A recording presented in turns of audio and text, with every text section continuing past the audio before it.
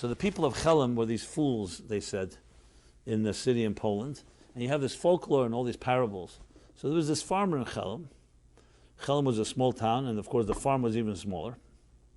But he was very proud of his farm because it was his baby. It was his inheritance from his parents, generations. So he knew every grain of soil in this little farm. One day he gets a visitor, a cousin, a distant cousin, from a large American farm, let's say Texas or Iowa, wherever the big farms are. And he's coming here to Chelm. You can imagine the guy's farm was bigger than Chelm and maybe bigger than all of Poland, maybe. Anyway, so he shows him around, he gives him the royal tour. They sit down to dinner. The Chelm farmer says to his cousin, tell me, what do you think about my farm? He says, it's nice and cute, but it's so tiny. The Chelm farmer is taken aback. He's like insulted. He says, well, how big is your farm in Iowa?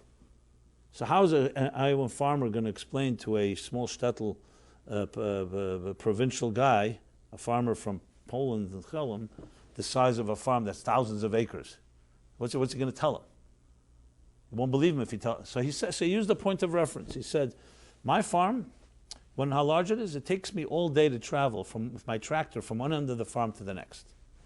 So suddenly the Chelm farmer has a feeling of empathy and compassion for his cousin and says to him, don't feel bad, cousin. I once had a tractor like that too.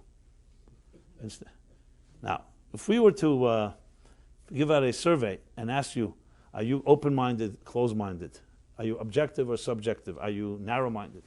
Very few people are going to mark the box, I'm narrow-minded, closed-minded, and subjective, because part of subjectivity makes you think you're objective. That's part of the problem. This Chelm farmer was not malicious. He just didn't fathom. How could he imagine a farm? So when he hears it took all day, the only reference he has is his own old shmata jalopy that he had that took all day to crank up, to move from here to here. What else? We all have our farms. And our farms, and so when someone says to you, are you an objective person? The true answer has to be, I'm as objective as my perspectives allow me. How could you be objective? You don't even know. If you don't know what you don't know, how could you claim that you're objective? So let's say someone's standing on the ground, and someone said, what does the horizon look like?